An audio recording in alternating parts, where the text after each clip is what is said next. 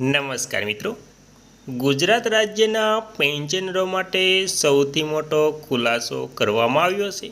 તેથી તમામ જે પેન્શનરો છે તેમને 1000 જે પેન્શન મળતું હતું તેમાં વધારો કરી ₹7,500 કરવામાં આવ્યું છે. તો મિત્રો, ગુજરાત રાજ્યના પેન્શનરો માટે ખુલાસો. પેન્શન ₹1000થી વધારીને ₹7,500 થઈ ગયું છે. પેન્શન વિભાગનો સૌથી મોટો ખુલાસો. તો મિત્રો, હવે તમામને જે 1000 મળતું હતું તેમાં 7,500 મળશે, પરંતુ તેમને સૌથી પહેલાં આ કામ કરવું પડશે. તો મિત્રો, કયું કામ પહેલાં કરવું પડશે તો તમને આ પેન્શન મળવા પાત્ર થશે? તેની તમામ વાત મિત્રો આજે આપણે આ વિડીયો મારફતે કરવાના છીએ. તેથી તમે આપણી ચેનલમાં નવા હોય તો આપણી ચેનલને સબસ્ક્રાઈબ કરી લેજો અને વિડીયો ગમે તો લાઈક પણ કરી દેજો.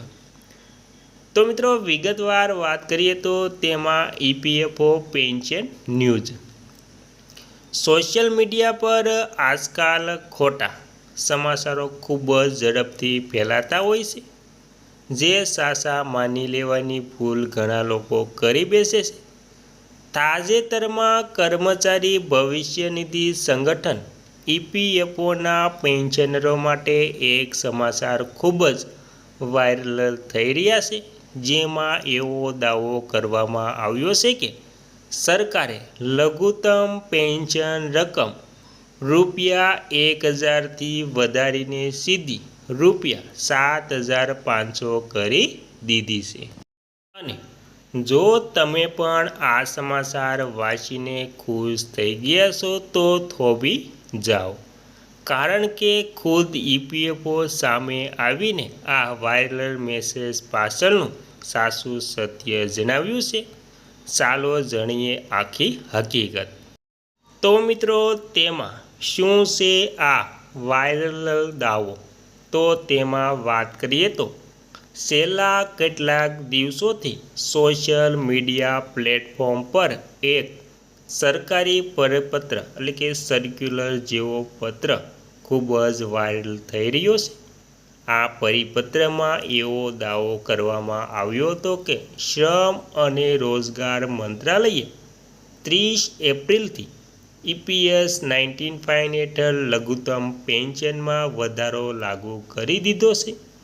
આ મેસેજ ખૂબ જ હવેથી તમારા પેન્શનને 1 મે 2026થી ₹1000ને બદલે દર મહિને ₹7,500 મળશે. આ સમાચાર સોશિયલ મીડિયા પર એટલી ઝડપથી ફેલાયા છે કે ખુદ સરકારી એજન્સીએ અંગે સ્પષ્ટતા કરવા મેદાનમાં આવવું પડ્યું.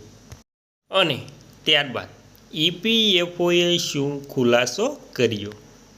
તો મિત્રો, આ વાયરલ દાવા અંગે સ્પષ્ટતા કરતા EPFOએ પોતાના સત્તાવાર એક્સ એટલે કે અગાઉનું ટ્વીટ એકાઉન્ટ પરથી એક પોસ્ટ શેર કરી છે. વિભાગે આ વાયરલ પરિપત્રની તસવીર શેર કરીને તેના પર મોટા અક્ષરે ફેક નકલી લખીને લોકોને સાવચેત કર્યા છે. પોસ્ટના કેપ્શનમાં સ્પષ્ટ લખવામાં આવ્યું છે કે ધ્યાન આપો, લઘુત્તમ EPS પેન્શનમાં વધારા અંગે સોશિયલ મીડિયા પર ફરી રહેલા આ પત્ર સંપૂર્ણપણે નકલી છે. તો મિત્રો, આવી રીતે ખૂબ જ જે પરિપત્ર બહાર પડ્યો છે તે અત્યંત ખોટો છે. તેથી તેનાથી સાવચેત રહેવું ખૂબ જ જરૂરી છે મિત્રો. ત્યારબાદ મિત્રો, ત્યારબાદ વાત કરીએ તો પેન્શન વધારા અંગે હાલ શું સ્થિતિ છે? તો અહીં એવું નોંધવું જરૂરી છે કે છેલ્લા ઘણા સમયથી એવી અટકળો ચોક્કસ ચાલી રહી છે કે વિભાગ પેન્શનની રકમ વધારવા પર વિચાર કરી રહી છે, પરંતુ વાસ્તવમાં એવું છે કે સરકાર દ્વારા હજુ સુધી આ અંગે કોઈ સત્તાવાર જાહેરાત કે કોઈ નક્કર માહિતી આપવામાં આવી નથી. પેન્શનમાં કેટલો વધારો થશે અને તે ક્યારથી લાગુ પડશે તે અંગે હજુ સુધી કોઈ સત્તાવાર નિર્ણય લેવાયો નથી. તેથી સોશિયલ મીડિયા પર વાયરલ થઈ રહેલા આવા આધારહીન દાવાઓ સંપૂર્ણપણે પોકળશે અને તેના પર આંખ બંધ કરીને વિશ્વાસ કરવાથી બચવું જોઈએ. કોઈ પણ સરકારી યોજનાની માહિતી માટે હંમેશા સત્તાવાર વેબસાઇટનો જ ઉપયોગ કરવો હિતાવહ છે મિત્રો. તો મિત્રો આવી રીતે પેન્શનરોને હાલ સ્થિતિમાં પેન્શનરોની જે સ્થિતિ છે તેમને ખોટા પરિપત્રથી ફરમાવવા આવે છે અને જે ખોટા પરિપત્ર છે તેમાં વાસ્તવિક એવું છે કે સરકાર દ્વારા હજુ સુધી આ અંગે કોઈ પણ સત્તાવાર જાહેરાત કરવામાં આવી નથી અને આ માહિતી તદ્દન સાવ ખોટી માનવામાં આવી છે. એટલે કે આ તદ્દન માહિતી ખોટી છે.